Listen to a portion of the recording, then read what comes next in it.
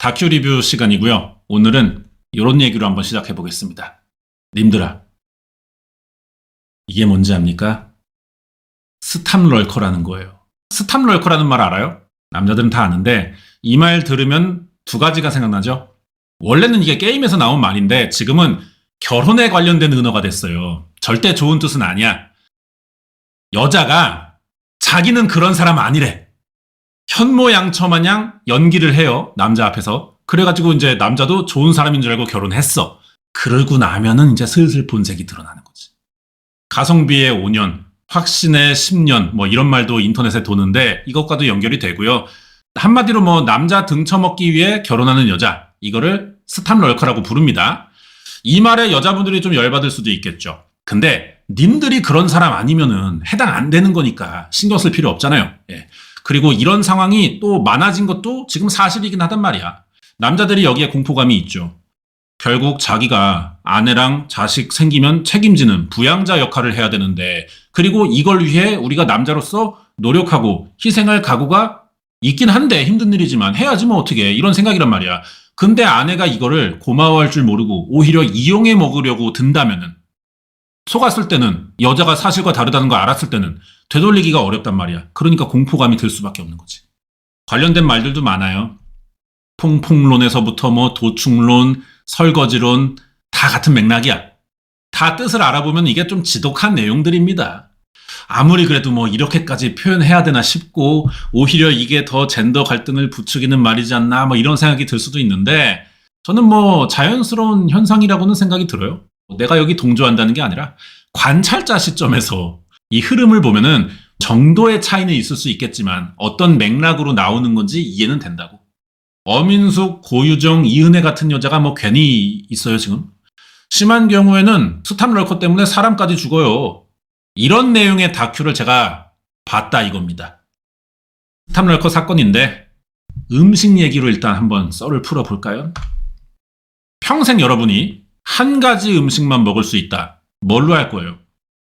라면을 해야 되나, 뭐 삼겹살 해야 되나 생각이 들 텐데 답은 다른 곳에 있죠. 카레 어때요? 카레 괜찮은 것 같아. 카레가 크게 자극적이지도 않고 탄단지 다 갖출 수도 있어요. 채소도 많이 들어가고 뭘 부어 먹으니까 밥을 또 먹을 때 잘 물리지도 않아. 잘 넘어가. 일본이 카레가 주식이잖아. 일본 사람들이 카레 진짜 많이 먹거든. 우리나라의 김치 마냥 지역마다 레시피가 달라. 한 지역에서도 집집마다 다를 수 있어. 재료만 다르게 넣으면 응용이 쉬우니까 좀 좋은 선택이지 않을까 생각이 드는데, 사실 이 카레는 또 이제 인도 거 아니겠습니까? 인도는 제가 가보고 싶은 마음이 없어요, 이번 생에. 근데 카레는 좋아. 나 샨티 좋아해.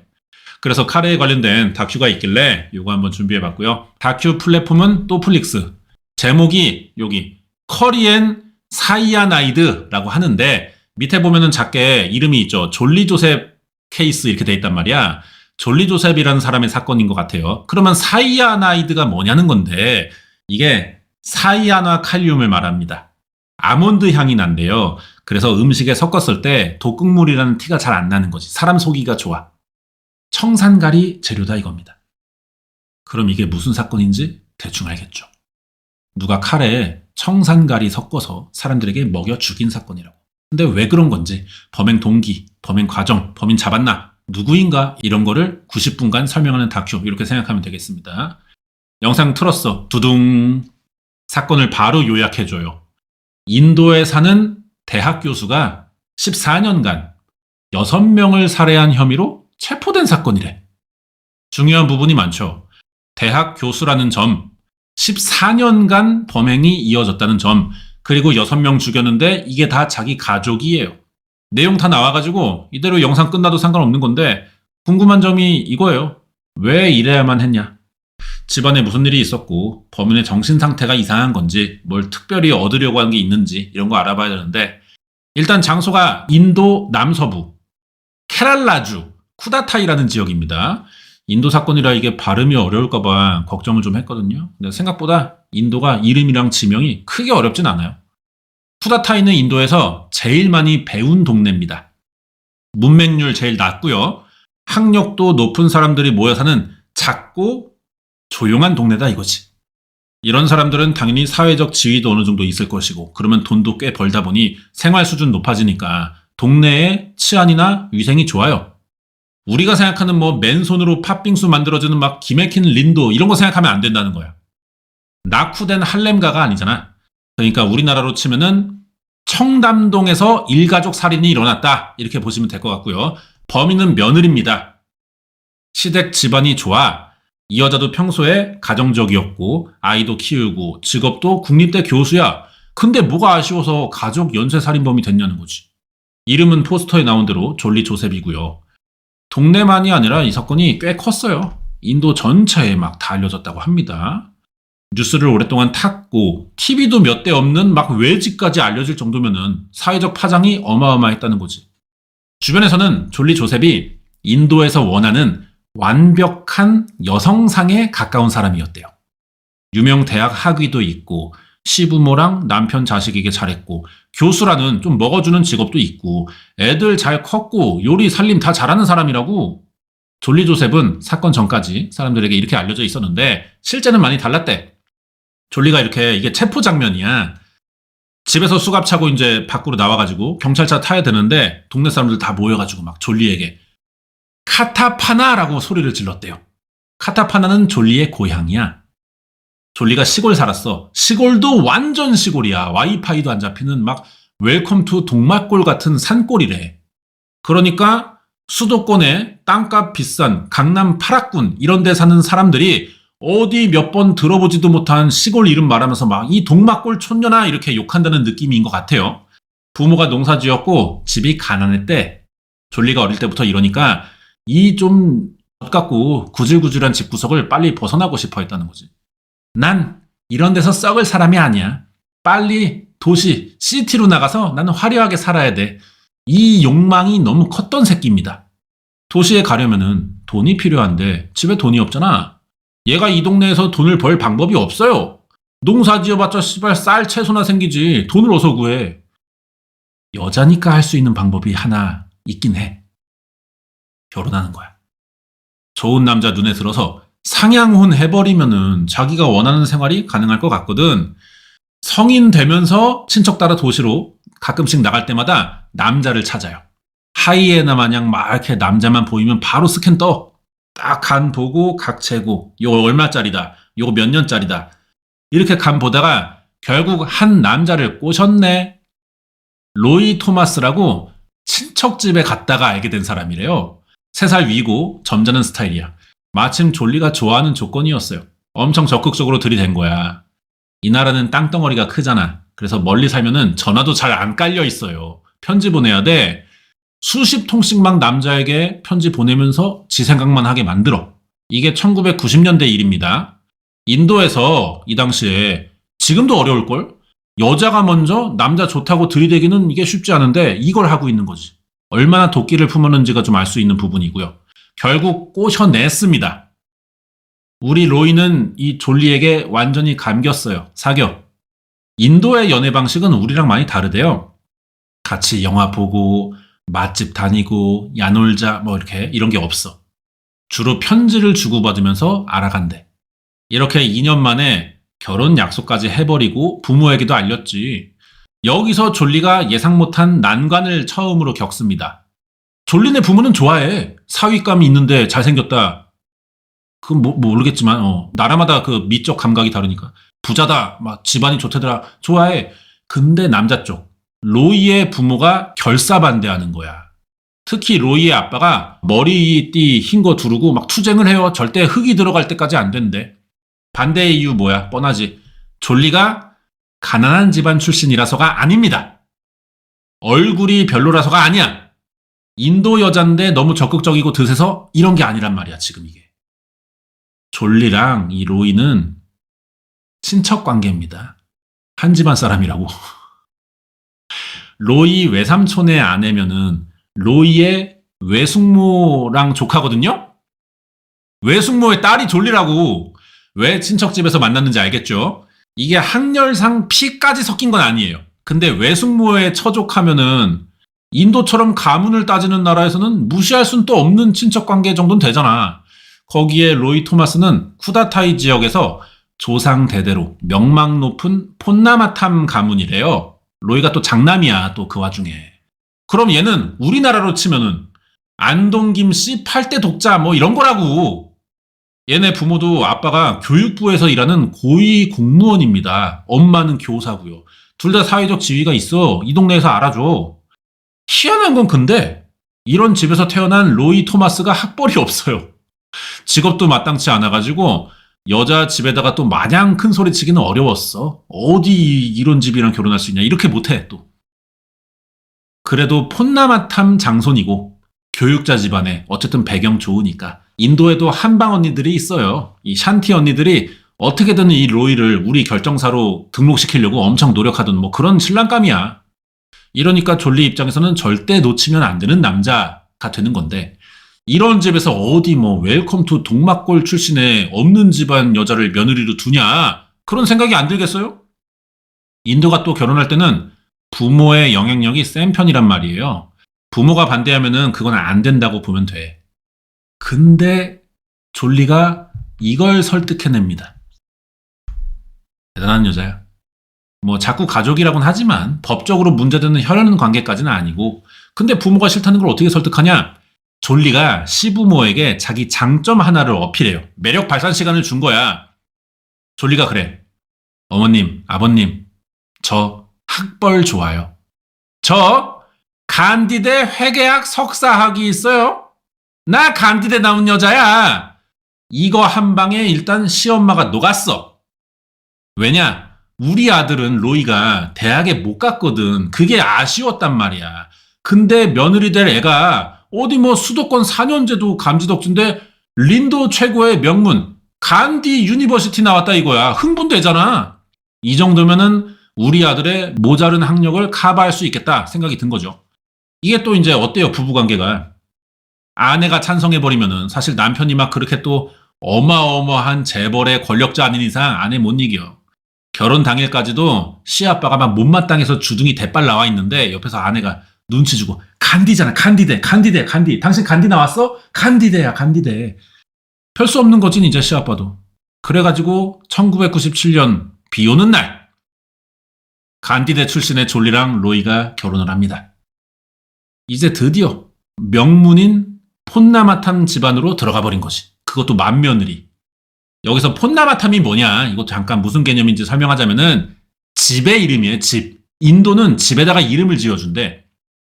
이 집 가문이 대대로 내려오는 집이기 때문에 가문의 역사가 같이 있는 겁니다. 그래서 인도에서는 오래된 집을 가치를 높게 쳐주는 것 같아요. 인도는 잘 나가는 집안 사람들이 자기 이름에 아빠 성 쓰고 내 이름 넣고 마지막에다가 집 이름까지 넣는다는 거야. 그래서 내 이름을 그러니까 인도식으로 하면 아빠 성 신에다가 내 이름 지우 해가지고 뒤에 집 이름까지 붙여요. 그래서 신지우 신림동 반지하 뭐 이렇게 되는 거지. 인도식으로 하면은. 로이는 아빠 성인 토마스에 폰나마탐까지가 이름이야.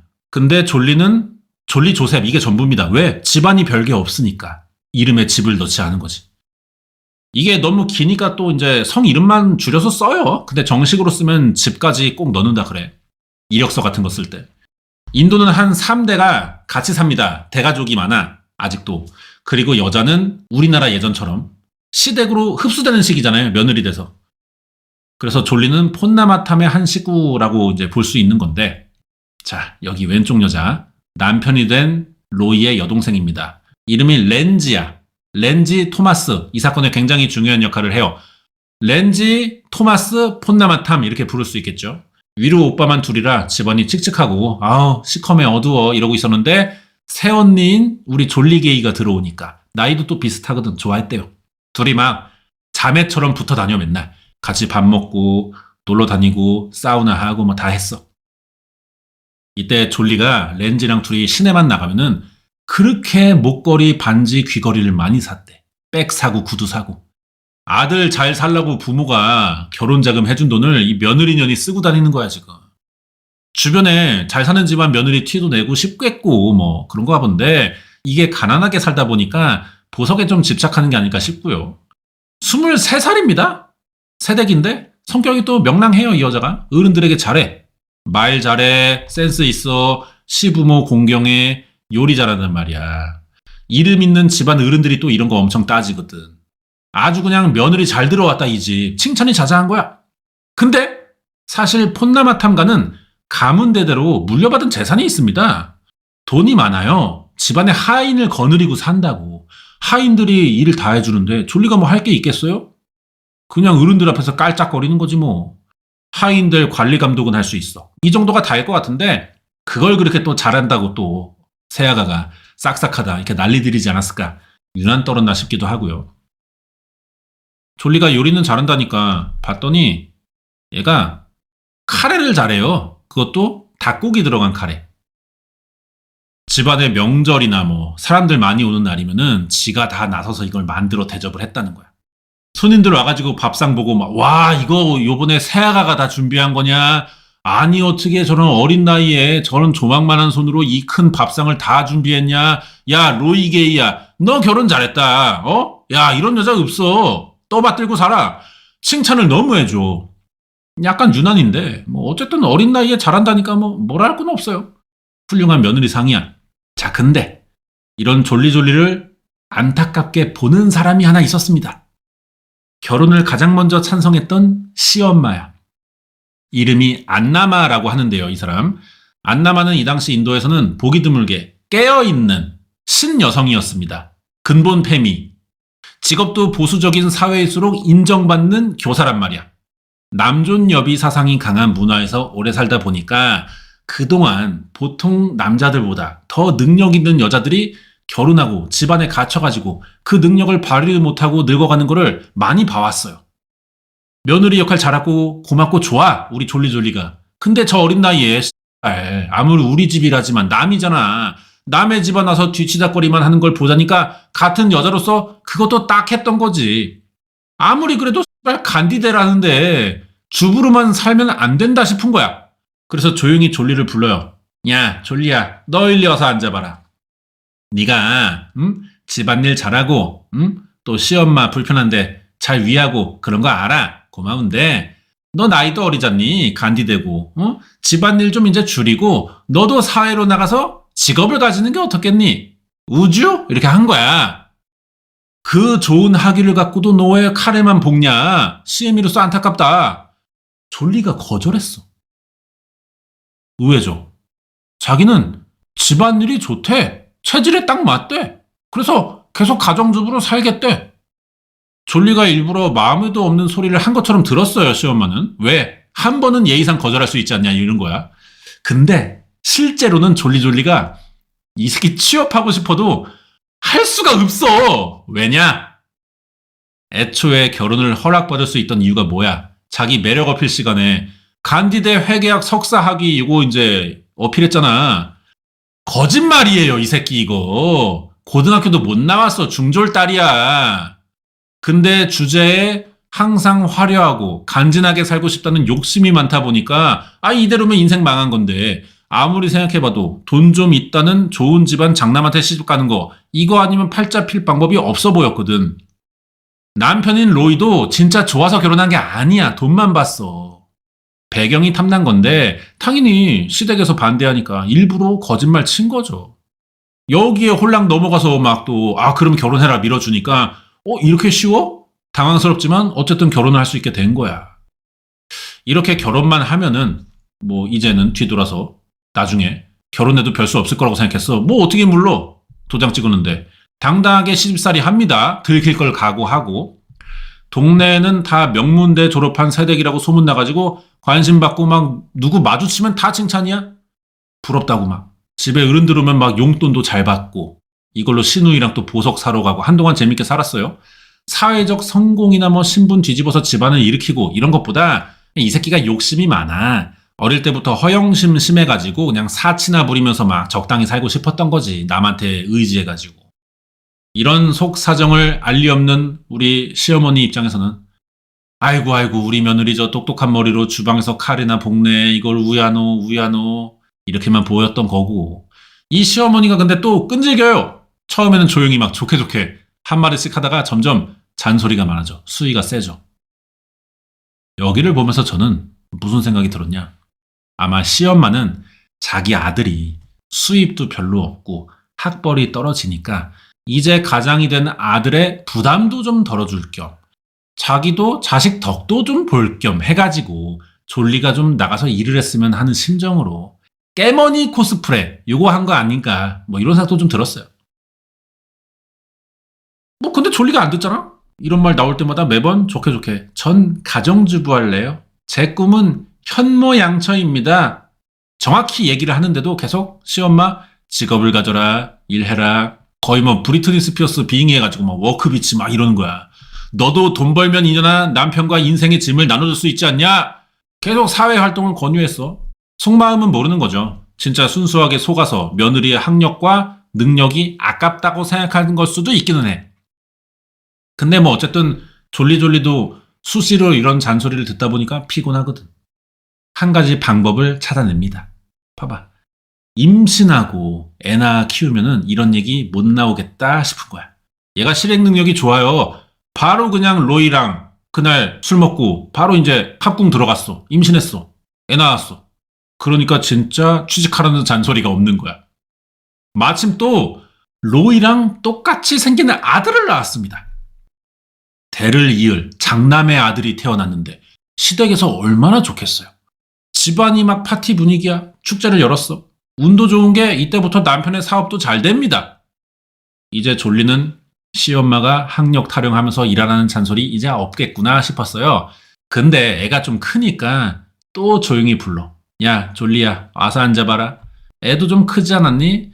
이제 애는 이 시애미가 좀 봐줄 테니까 아무 걱정하지 말고 나가서 취업해라 일해라. 이 잔소리가 또 시작됐어. 졸리는 이제 괴로운 거야. 5년이나 됐는데 결혼한 지가 이제 와서 어머님 저 사실 중졸이에요 대헷 뭐 이럴 수도 없잖아. 싸대기 맞지. 다시 한번 이 상황을 벗어날 기가 막힌 방법을 찾아야만 했다고요. 이게 이제 2002년이야. 폰나마탐 가문에서 이제 큰 가족 행사가 열려. 온갖 친척들 이때 처음 본 사람들도 막 오고 그러잖아. 어디 결혼식 가고 하면은 물어보면 친척이래. 난 처음 보는데. 그런 자리들이 있어요. 이런 정도도 막 친척이라도 하는 건가 싶을 정도의 촌수까지 다 모여. 사람 많으니까 먹을 거 준비할 일손들이 필요하죠. 이러면 여자들은 다 주방 들어가야 되는 거야. 졸리도 당연히 이날 자기 스페셜 메뉴인 치킨 커리를 만들었지. 색깔 보니까 와 녹진해 잘 나왔어. 맛있는 것 같아. 근데 한참 이렇게 카레를 젓다 보니까 우리 시엄마 안나마가 안 보이는 거야. 오전만 해도 안나마가 이 주방의 총괄 셰프 역할을 하면서 음식을 다 준비했거든요. 근데 어느 순간 말도 없이 안 보이고 다른 사람들도 뭐 어디 있는지 모르는 것 같아.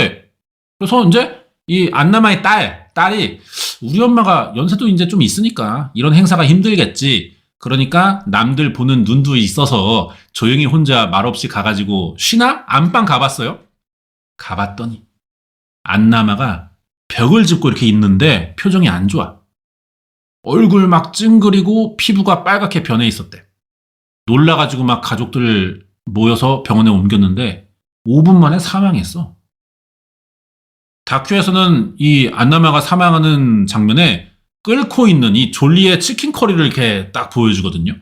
아침 드라마 같은 거 보면은 어떤 위기 절정인 장면에서 주전자 물 끓는 거 많이 보여주잖아. 은유적으로 표현하는 건데 좀 웃겼어 나는. 이게 뭐 첫 사건이니까 강조하고 싶었을 수도 있고 이 감독만의 이상한 연출 방식일 수도 있는 거야.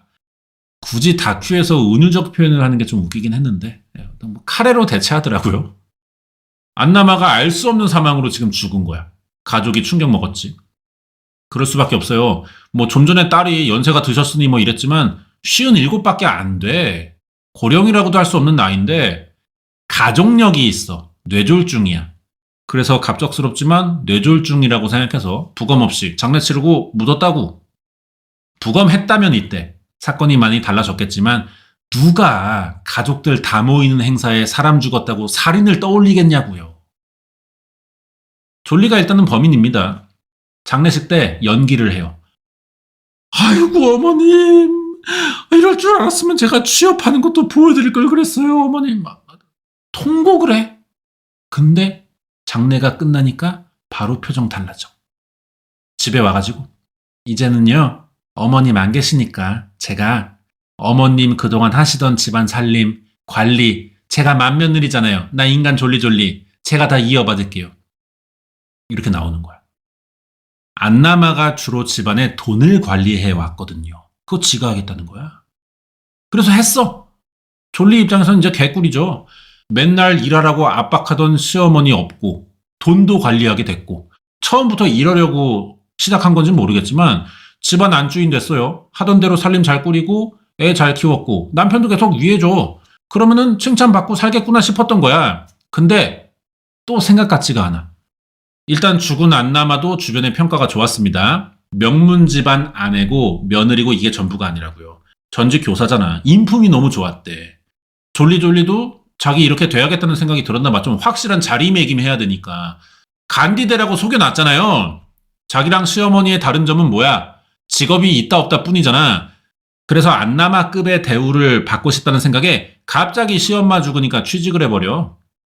시어머니가 잔소리할 때는 죽어도 안 한다더니 죽으니까 갑자기 한 거지. 그것도 인도 국립공과대학의 초빙 교수로 일을 시작합니다. 동네에 소문이 안 나겠어요? 무려 폰나마 탐가의 며느리가 간디대 나와가지고 대학 교수하고 있다. 간지 개질이잖아. 아주 그냥 동네에 모르는 사람이 없었고요. 확실히 예전보다 대우가 더 좋아졌어. 만나는 사람마다 이제는 젖은 며느리가 아니야. 어이구 교수님 막 오셨냐고 막 그러면서. 근데 이 새끼 중졸이잖아. 어떻게 대학 교수를 해요? 이것도 구랍니다. 이제 교수 연기를 하면서 살아. 맨날 아침마다 어디서 구한 교직원 명찰 모가지에 걸고 강의하러 간다면서 오토바이 타고 나가요. 뽀롱뽀롱. 그리고 저녁에 들어올 때는 학생들 성적 채점할 거라면서 두꺼운 서류 뭉치를 또 막 들고 와. 하도 사람들 지켜 세워주니까 이 뽕에 취한 거야. 굳이 그럴 필요 없는데. 자기가 계속 교수인 거를 보여주고 싶은 거지. 다큐에서 졸리가 나가면 뭐 했는지는 안 나옵니다. 아마 걸린 적이 없던 것 같고요. 그러니까 자기 다들 믿고 계속 떠받들어 준 거겠죠. 이렇게 6년이 지나가 2008년 어느 날 시아버지입니다. 톰이에요, 이름이. 톰이 졸리를 불러요. 야, 졸리야, 너 일리 와서 앉아봐라. 너 말이야, 며느리가 돈 관리도 하는데 요즘 왜 이렇게 과소비가 심하냐? 너 그리고 말이야, 우리 아들 로이의 사촌인 매튜랑 왜 그렇게 만나고 다니냐? 이래버린 거야. 시아버지는 이미 거의 다 알고 있었어. 졸리가 집안 재산 슈킹해서 온갖 사치 부리고 죽은 안나마의 조카예요. 자기 남편의 사촌인 매튜랑 불륜 저지르고 있었단 말이야, 인연이. 그것도 집안에서 대놓고 만나 제껴 흔들어 제낀 거야. 여기에 졸리가 당황하지 않고 표정 관리 들어가면서 어머, 아버님, 매튜가 귀금속 영업사업 하잖아요. 그래서 새로 나온 신상 보석들 좀 구경하려고 만나는 거예요. 했지만 자기 비밀을 들킨 건가 싶어서 좀 머리가 복잡해졌대. 그 뒤로 이상한 일이 벌어집니다. 시아버지도 졸리에게 한마디 한 지 얼마 안 돼가지고 죽은 거야. 그날 얘기를 해보자면 이제 톰이 항상 건강 챙긴다고 먹는 버섯 캡슐 약이 있대요, 알약이. 이거 먹고 씻으려고 화장실 갔다가 쓰러졌다는 거지. 이걸 처음 발견한 사람이 졸리. 자, 보통 우리가 쓰러진 사람 발견하면은 뭐부터 해요? 뭐 심폐소생술을 하든 병원에 옮기려고 하든 뭐 할 거 아니야. 근데 우리 졸리는 아버님 쓰러진 거 보고 그냥 밖에 나가, 이 새끼. 아무것도 안 하고 그냥 나갔어. 아버님 괜찮으세요? 뭐 이런 것도 없어. 동네 나가서 뭐 했냐? 인력거를 수소문해요. 뭐 씨발 뭐 야인 시대야. 인력거가 뭐야? 있긴 한데. 그래가지고 인력거 구에다가 실어서 병원으로 이동하는데 너무 늦은 거지. 그 틈에 사망했다고. 신우이가 아까 그 젠리라는 애 졸리한테 따진 거야. 아니 언니. 아니 이렇게 위급한 상황인데 왜 인력거에 태워서 병원을 데려가요? 구급차 부르든가. 택시도 있고 우리 집에 차도 있는데. 아니 대처를 하긴 했지만 너무 이상하잖아요. 여기에 또 졸리는 울어. 선저 필승. 정신이 너무 없어가지고 차 키를 못 찾았다는 거야. 인력거에 태운 이유는 뻔하죠. 사망 시간을 벌 핑계가 필요했던 거지. 빨리 응급처치 들어가서 살아나면 계획 실패니까. 집에 둘만 있던 것도 아니에요. 소리 질러서 알릴 수도 있었단 말이야. 병원에서는 톰의 사인을 심장마비로 진단했어요. 그러면서 자세한 거는 부검해봐야 된다 그랬거든요. 그러니까 이 또 졸리가 막 개발짝하면서 부검 안 돼요. 부검 그거까지 할 수 없어요. 막 또 결사반대야. 이유는 우리 아버님 2번 죽이는 일이다. 그냥 편안하게 보내드리는 게 도리래. 이 말에 온 가족이 또 넘어가서 부검 없이 또 장례를 치러버리네. 이제 집안의 대빵인 토마스까지 사망했습니다. 지금 시부모 다 죽은 거야. 졸리 조셉은 완전히 이제 실세가 된 거죠.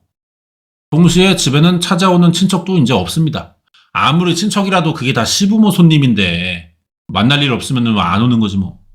집이 많이 조용해졌는데 그래도 졸리는 어때요? 속여야 할 사람이 그만큼 줄었으니까 이게 더 좋은 거야. 바로 둘째도 낳고 또 교수인 척 연기하면서 나름 바쁘게 삽니다. 이대로면 뭐 완전 범행이고요. 원하는 상황 다 만들어낸 거란 말이야. 근데 세 번째 문제가 일어났어.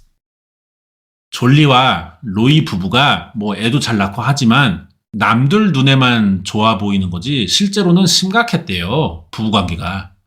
로이 사업이 또 잘 안 되기 시작하면서 돈을 벌지 못하고 막 빚만 쌓여가고 있던 거지. 거기에 졸리가 자기 사촌이랑 바람났다는 걸 로이도 씨발 알고는 있었어. 어쩌면 로이는 졸리의 석사학위나 뭐 교수 이것도 다 거짓말이라는 거 알면서 말을 안 꺼내고 있었던 건지도 몰라. 다큐에는 안 나오는데 관계 설명을 들어보니까 이혼 얘기도 진작에 나왔던 것 같아요. 아니 그럼 이혼을 왜 안 하고 있는 거냐? 눈치상 졸리가 안 해주는 것처럼 보여요. 일단 졸리는 명문가 며느리 타이틀을 지키고 싶을 거 아니야. 여기서 반전이 크게 하나 나옵니다. 이혼 안 한 이유. 졸리가 이혼 안 하려고 로이랑 딜을 친 거야. 이 딜이 반전이에요. 여보, 내가 여보 사업 망한 거 빚 갚아줄 수 있어. 방법 있어.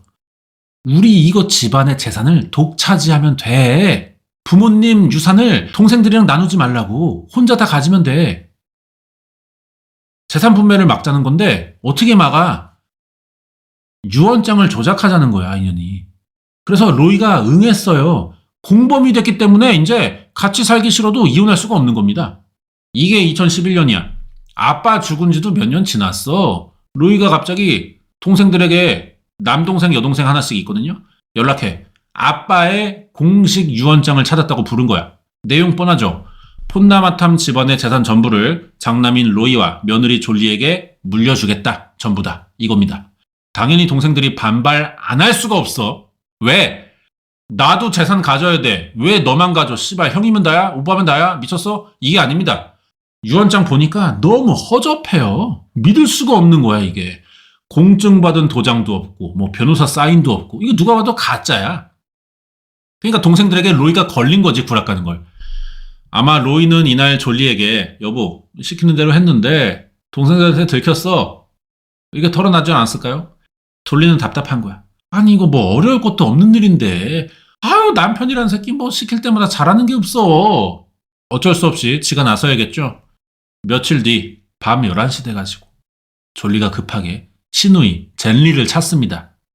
남편인 로이가 병원에서 죽었대. 갑자기 또 뭐야 이게. 낮에만 해도 이상한 데 없이 멀쩡히 있었거든요. 단 졸리가 해준 카레를 먹긴 했어. 이번에도 정확한 사인 알려면 부검해야 돼요. 또 졸리는 반대하겠죠? 이젠 가족들도 그냥 넘어갈 수 없거든요. 지금 집안에서만 상을 3번 치르고 있는데 다 우리가 모르는 사이에 갑자기 죽었어. 뭐 시부모야. 중장년층 들어갔고 가족력 때문에 그럴 수 있다 쳐. 근데 로이 40살이야. 너무 건강했다고. 졸리는 끝까지 남편 시신 부검을 반대했는데 결국 이제 친척 중에 어른이 있어요. 이 사람을 막을 수가 없어갖고 부검합니다.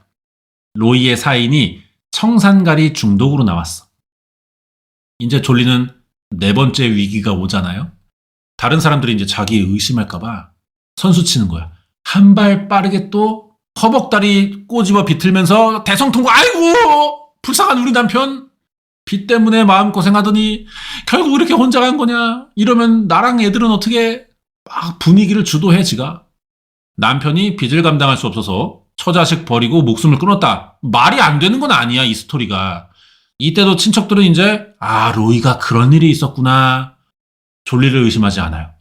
이건 아주 샨티 어민숙이야, 아주 그냥. 오히려 사람들이 며느리 혼자 됐다면서 위로만 더해준다고.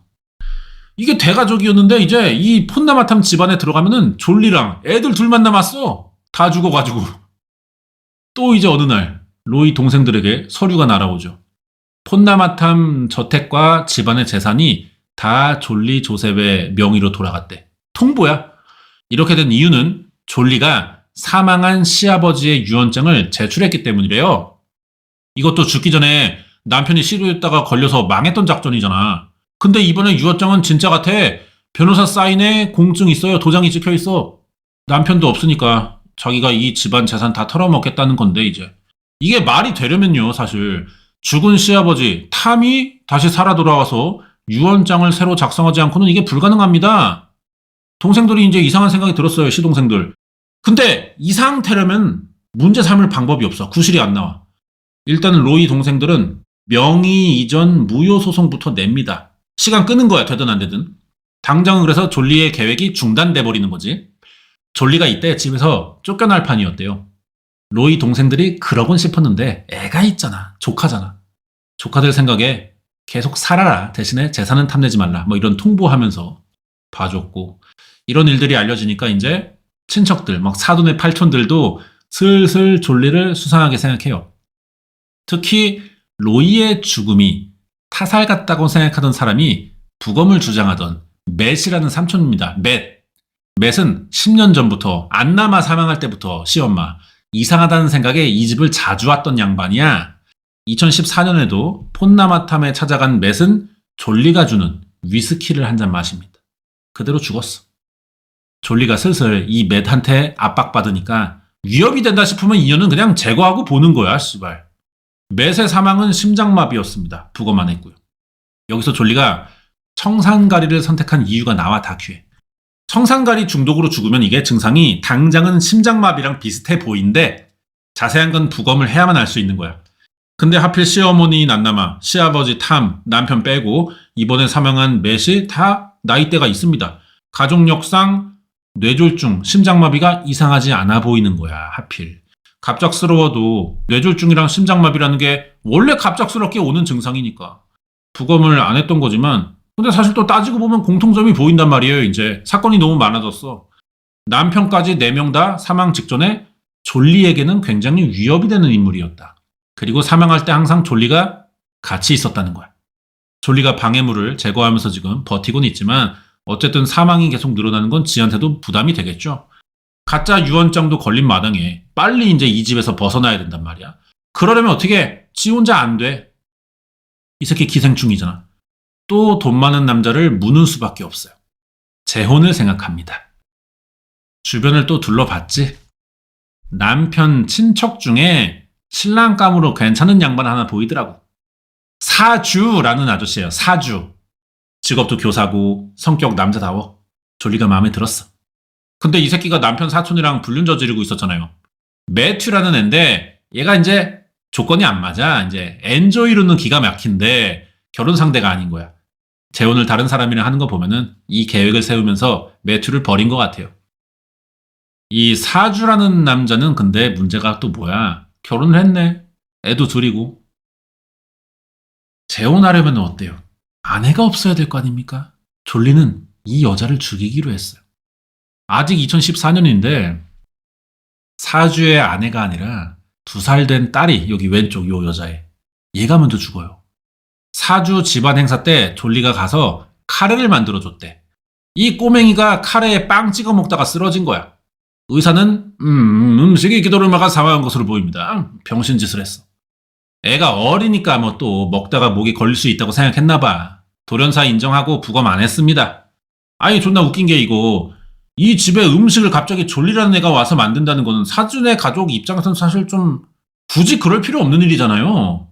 그날 애가 죽었고 이 여자네 시댁에서도 4명 죽어나가는데 이걸 왜 아무 의심을 안 하는 거야. 씨발 집안만 명문이면 뭐해. 집구석 다 빡대가리인데 이게 이상한 걸 못 느끼나? 개답답했어. 다큐에서도 여기에 대한 입장을 유가족이 나와서 말도 안 해. 존나 답답해 진짜. 어쨌든 뭐 자식이 이대로 걸어 다녀 보기도 전에 죽었으니까 이 오른쪽에 사주의 아내 이름이 시리아 우울증이 왔어요. 이걸 또 졸리가 졸리 바싹 옆에 붙어가지고 위로해 주는 거지. 시리에게 접근하기 위해 빌드업 한 건지 예상치 못하게 애가 죽은 걸 즉흥적으로 잘 이어가는 건지는 모르겠는데 아무튼 간에 뭐 계획에 차질은 없습니다. 둘이 맨날 붙어 다니면서 친해졌어요. 이대로 한 2년 가까이 지났고 2016년 됐어. 사주와 시리 부부가 이 집 부부가 졸리를 데리고 같이 치과를 가네? 시리가 이 치료할 일이 있던 건데 가서 졸리가 대뜸 영양제 줘. 이거 우리 시아버지가 생전에 건강 챙긴다고 자주 먹던 버섯 캡슐인데 몸에 좋다. 하나를 해봐라. 주니까 시리가 아무 생각 없이 받아 먹고 그 자리에서 죽어버린 거야 또. 시리의 사망도 이게 납득하기 어려운 사건이에요. 의문이 많았거든요. 근데 또 부검 없이 씨발 시신을 딸 옆에 매장했습니다. 졸리는 사실 이 부검을 반대할 명분이 없잖아. 직계도 아닌데. 의사의 부검 추천이 어떤 거냐? 그것도 아닙니다. 남편인 사주가 반대했어요. 이 비응신이. 왜 그런 건지 모르겠어. 뒤에서 몰래 졸리랑 또 놀아나고 있던 건가? 모르겠지만 반대했습니다. 운이 따랐어요. 졸리한테. 마침 졸리가 원하는 선택을 사주가 알아서 해준 거죠. 사실 부검을 선택하는 건 또 이제 변호하자면은 유족 입장에서 쉬운 일이 아닙니다. 부검이 배를 갈라가지고 장기 꺼내서 갖가지 실험을 해보는 일이잖아요. 내 가족 죽은 것도 서러운데 오장육부를 가족인 우리도 아니고 남이잖아. 의사가 파헤치고 있는 걸 내가 또 봐야 돼. 그걸 쉽게 선택할 수 있겠어요? 그래도 뭐 해야 할 정도의 확신이 드는 뭐가 있으면 또 모르겠는데 그런 것도 아닌 사건이니까 이게 선택이 더 어려운 게 아닐까 뭐 그런 생각은 들고. 근데 시리 장례식 날 신우이가 젠리 졸리 얼굴에서 이상한 점을 하나 발견해요. 행동을 보면은 시리 사망에 졸리가 속상해하는 것 같은데 남들이 졸리를 안 보고 있다. 졸리가 스스로 나 이제 남들 눈에 안 띄고 있지라는 생각이 드는 것 같으면은 무표정으로 바뀐대. 그랬다가 이제 사람들 또 와서 인사하면 그때 또 울고. 이상하잖아. 신우이는 오랫동안 졸리를 지켜봐온 사람이잖아. 1997년에 오빠랑 결혼식하고 폰나마탐에 들어올 때부터 봤어. 그래서 졸리 표정에 보이는 미세한 변화도 이제 가족처럼 살았으니까 다 알아챌 수 있던 거예요. 그렇다고 당장 이거 표정 하나 가지고 뭐 할 수 있는 건 아니잖아. 살해 증거가 있는 것도 아니고. 이 여자는 확실히 이상하다. 뭐 이 생각 정도만 하면서 계속 지켜봤대. 그리고 우리의 이제 사주는 아내와 사별한 싱글남이 됐잖아요. 대체 졸리한테 뭐 어떤 매력이 있는지 모르겠는데 나는 아무리 봐도 모르겠어요. 근데 인도만의 어떤 정서, 이성에게 매력을 느끼는 뭐가 이 나라만에 그게 있겠죠. 졸리에게 감겨가지고 재혼했어. 졸리는 이 결혼으로 폰나마탐 그 시댁의 압박도 벗어나면서 예전 생활도 유지할 수 있게 된 거죠. 제 생각은 그런데 항상 못 느끼는 곳에서 이 위협이 시작된다 이거야. 시리의 장례식에서 졸리의 이상함을 감지한 신우이가 우리 큰오빠인 로이의 사망을 한번 좀 자세히 알아봐야 될 것 같다 이제 이 생각이 들었어요. 사건 찾아보니까 이상한 게 바로 나와. 로이의 사망으로 졸리도 그때 조사를 받긴 했습니다. 참고인 수준이라 뭐 의심받고 그런 건 아닌데 진술이 이상해. 로이가 죽던 날 오후 2시쯤 점심으로 치킨 커리 먹었고 저녁은 먹지 않았다고 진술했거든요. 근데 로이의 시신 부검서를 보면은 위에 아직 소화되지 않은 치킨 커리와 밥이 남아있다고 나와 있는 거야. 부검서가 나온 시간은 밤 11시 20분이었단 말이에요. 오후 2시에 밥을 먹었는데 11시 20분까지 어떻게 위에 남아있어? 로이는 청산가리 중독으로 사망했다는 확인이 됐잖아. 청산가리는 먹는 즉시 죽는 독극물이에요. 그럼 로이는 점심이 아니라 저녁에 커리를 먹고 죽었다는 게 더 타당하단 말이야. 한마디로 졸리는 거짓 진술을 한 게 부검서로 지금 드러난 거라고. 신우이는 아니 빨년 왜 갑자기 우리 오빠 사망을 거짓 진술했는지 궁금해졌어. 혼자 알아낼 방법은 없으니까 경찰서 찾아갑니다. 그동안 자기가 본 거, 들은 거, 생각, 부검서 이런 거 다 보여주면서 설명했어요.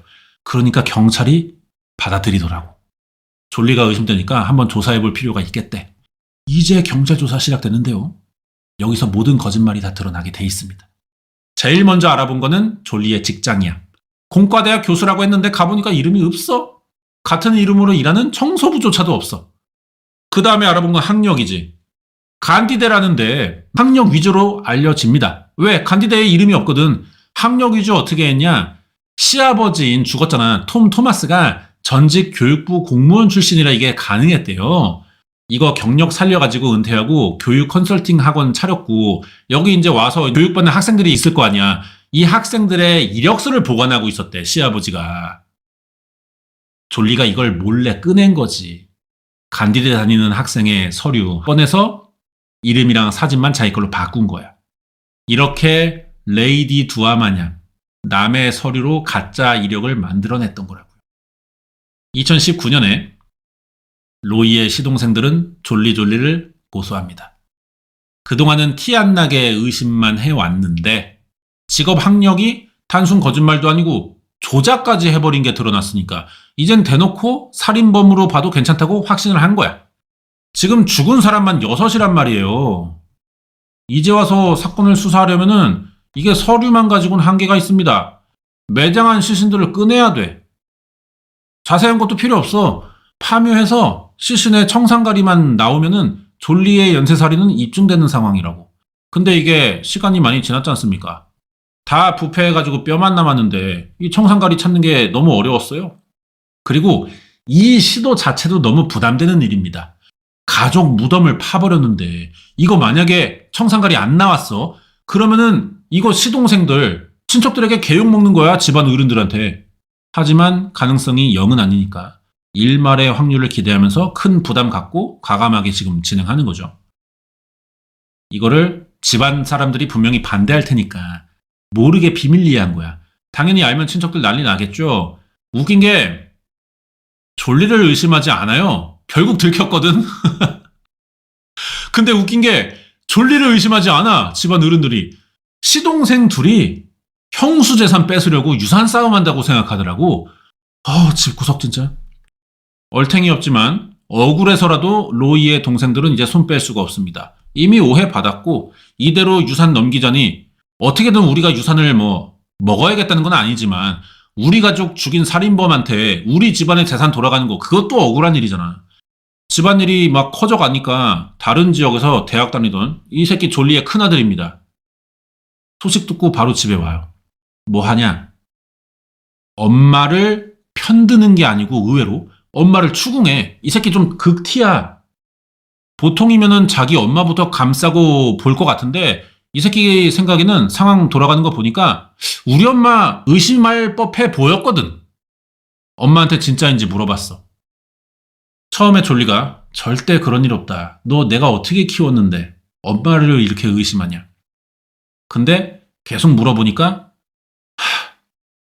너만 알고 있어. 엄마가 몇 번 실수한 적은 있어. 이지랄 하는 거야. 가족 사망에 자기가 관련돼 있다는 사실을 일부 인정했어. 그러니까 이 아들 새끼 고민도 안 해. 바로 막내 고모 신우이 전화해가지고 사실 같아요. 고모. 근데 우리 엄마니까 내가 그래도 경찰에 직접 신고할 수는 없어요. 고모가 대신하셈. 신우이는 혹시나 졸리가 아직 집에 또 청산가리를 숨겨두고 우리까지 죽일 수도 있으니까 조카들에게 야 일단 절대 너 그 집에서 자지 마라. 물도 마시지 말고 아무것도 입에 집어넣지 마. 이렇게 얘기합니다. 이렇게 위기의 하루를 버텼어. 다음날 신우이 신고로 경찰이 폰나마 탐가를 찾아와 드디어 졸리 조셉을 체포합니다. 이미 소문 다 났고 기자들까지 막 깔려버린 거야. 사진을 막 그냥 따깍따깍따깍따깍 막 찍는데 졸리가 이때 본색이 나와요. 웃어. 자기 지금 연쇄살인으로 체포되는데. 기자들한테 이제 내 사진 충분히 찍지 않았냐. 그만 좀 해라. 이렇게 여유 있는 척을 해. 여기에 재혼한 남편 사주. 아내 편을 들면서 이것은 말이에요. 레지와 로즈가 꾸민 일입니다. 얘네가 전 남편인 로이의 동생들이에요. 시동생. 이것은 형제간의 재산 싸움입니다. 우리 졸리는 관련 없습니다. 사람들은 하지만 다 알아. 이건 졸리가 한 일이 아니면 설명이 안 되는 거야. 그래도 이 사건들을 전부 다 졸리 혼자서 정말 다 했느냐. 너무 규모가 크잖아. 이걸 또 단정 짓기는 어렵더라고요. 이제 다큐에서 후반부야 사건의 실체를 공개하는데 다른 나라도 비슷하겠지만 인도는 청산가리를 위험물질로 분류해서 구하기가 쉽지 않대요. 어떻게 구했어 그러면? 딱 한 가지 방법이 있어. 귀금속 가게를 통하는 거야. 금속 재형할 때 청산가리가 필요하대요. 이걸 쓴다는 거야. 그러니까 귀금속 가게는 유일한 청산가리 정식 유통 루트가 되는 거죠. 자, 그래서 졸리가 이때 버린 불륜남을 이용합니다. 왼쪽 남자예요. 귀금속 유통업자를 알고 있다니까. 귀금속 사업했대잖아. 그러니까 금은방 가서 대신 좀 구해다 달라는 거지. 오른쪽 아저씨가 금은방 사장님이고. 청산가리가 왜 필요해? 그러니까 떠도는 동네 주인 없는 개들 좀 잡으려고 한대. 매튜가 아무 의심 없이 졸리의 부탁을 들어줍니다. 잘 아는 귀금속 아저씨한테 가서 위스키 2병에 5,000 루피를 줬대요. 5,000 루피가 우리 돈으로 8만 원쯤 해. 귀금속 주인도 뭐 쥐잡는 데 쓰려나? 그런 일 많았으니까 시골에는. 아무 생각 없이 줬고. 그래서 이 아저씨들은 졸리의 의도를 모르고 도와준 거라 공범이 아니래요. 자기들은. 무죄 주장하더라고. 졸리가 이걸로 이제 시부모, 남편, 시댁 삼촌, 사촌 동서, 2살짜리 애 이렇게 죽인 거지. 졸리는 경찰 조사에서 절대 범행을 또 인정하지 않더라고요. 애초에 지가 체포된 계기부터가 아들한테 털어놔서 신고가 된 건데 이제 와서 그런 적 없대.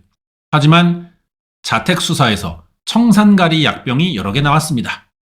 그러니까 인정하는데 죄책감이 하나도 안 들어 보였어요. 어쩌다 보니 그렇게 됐대. 그러면서 조금 인정하더라고. 일부면은 6명 다 죽인 건 아니라는 건데 결국 파묘한 시신에서 청산가리가 다 나와야만 하는 거죠. 나왔냐? 일단 남편인 로이는 유일하게 제때 부검해서 청산가리 나왔어요. 이건 무조건 인정되는 살인이 맞아. 이때 다큐에서 전문가 한 명 나오거든요. 시신에서 청산가리 검출되면은 무조건 타살부터 의심해야 되는 게 맞대. 근데 씨발 의사가 왜 부검을 권유를 뭐 못하고 막 반대한다고 뭐 그냥 매장하고 멍청한 새끼들. 다른 5구의 시신이 또 중요하단 말이야. 사촌 동서인 실이랑 재혼한 남편의 전부인 시신에서 다 나왔어. 4구는 부패가 심각해서 검출되지 않았어요. 이러면 일부 인정 진술이 맞다는 게 된단 말이야. 근데 또 어때? 사람들이 생각처럼 돼, 안 돼? 안 돼.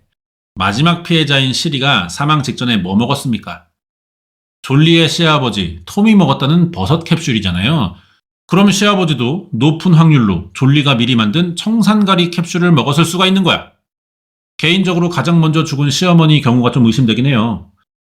졸리가 불륜남인 매튜랑 언제부터 만났는지가 다큐에선 정확히 안 나오는데 시아버지 사망 전까지 만나고 있던 건 확실해. 시아버지가 의심했으니까.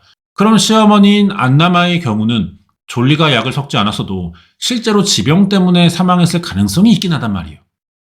그래도 사망 전까지 주방에서 요리할 정도로 멀쩡했다는 걸 보면은 정황상 확률적으로 보면은 졸리가 관여돼 있을 가능성도 높겠지만 동시에 좀 이제 상황들이 남아 있는 겁니다.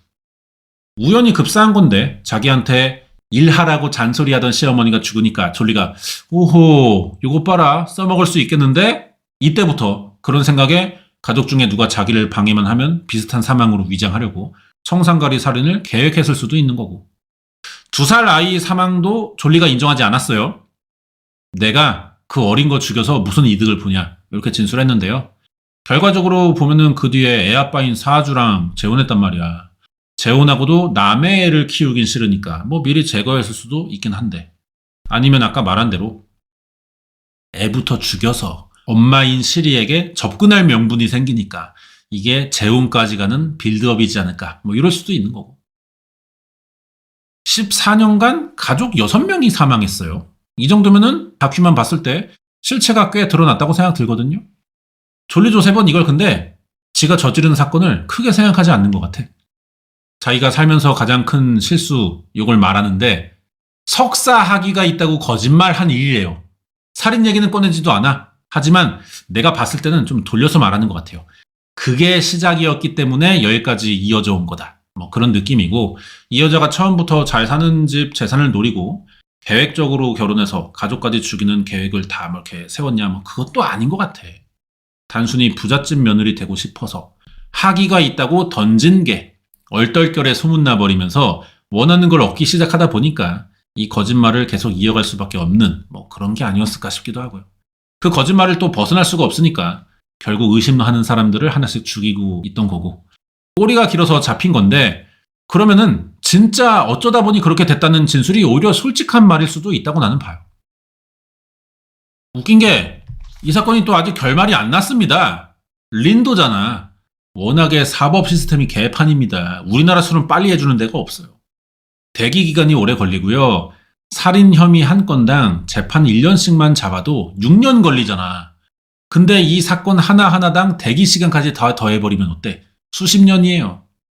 졸리가 샨티 김앤장급을 고용하더라도 남편인 졸리와 새남편의 전부인 시리의 살인 혐의는 증거상 확실하기 때문에 최소 무기징역은 받을 걸로 보이고요. 내용은 여기까지입니다. 그리고 마지막에 이 여자가 나와요. 가장 이 사건의 기여도가 높은 신우이. 사람들에게 이런 질문을 많이 받는데, 아니 왜 다 배운 사람들이라면서 졸리의 실체를 알아보지 못한 거냐? 그거 학력 하나 제대로 확인을 왜 안 했냐? 이렇게 많이 물어본다는 거야. 여기에 레지는 그래, 가족이니까 의심하지 않았대요. 근데 솔직히 졸리가 씨발 출신 보면 근본 없는 새끼인데 명문 집안이라면서 호구조사 한번 제대로 안 한 거는, 이거는 순진했다고만 보기는 사실 좀 어려워. 이건 멍청함이야 사실. 미련한 거고. 피해자지만 너무 조심성 없게 다 근본 없는 인간을 믿어준 게 아닌가 싶기도 하고요. 살인도 이게 단기간에 일어나진 않았잖아. 첫 번째 범행과 두 번째 범행, 시부모 둘 죽일 때 6년 간격 뒀고요. 세 번째, 네 번째 범행은 3년, 그 다음은 6개월, 2년. 간격이 넓어요, 연쇄살인치고. 그러니까 의심하기에는 냉각기가 너무 길어서, 앞에 세 사건은 피해자 나이들도 꽤 있고 지병도 있으니까 돌연사라고 생각할 수도 있겠다 싶어. 그래도 의사라면은 상식적으로 씨발 의심할 법한데 매번 졸리 말만 믿고 무지성으로 심장마비, 뇌졸중, 돌연사, 자살 뭐 이렇게 처리만 했다는 거야. 졸리가 미리 의사랑 짰는지도 모르겠는데 거기까지 의심하는 건 좀 오바 같고요. 의사까지 속일 수 있을 거라는 확신을 졸리가 했는지도 잘 모르겠어요. 이런 병신 의사를 만난 게 그냥 운이었다고 봐야겠지. 참 말도 안 되는 상황이긴 해요. 대대로 뿌리 깊은 존경받는 명문 집안이 어디 근본도 없는 시골 여자 하나 잘못 받아가지고 6명 죽고 재산도 다 털릴 뻔했잖아. 이 신우이가 의심하지 않았다면 졸리 계획대로 다 되는 거예요. 이 여자도 죽었을지도 모르고. 사주라는 남자랑 재혼했지만 뭐가 잘 안 풀리면은 사주도 죽이고 또 갈아탔을 게 뻔해. 어민숙 같은 년이요 이거.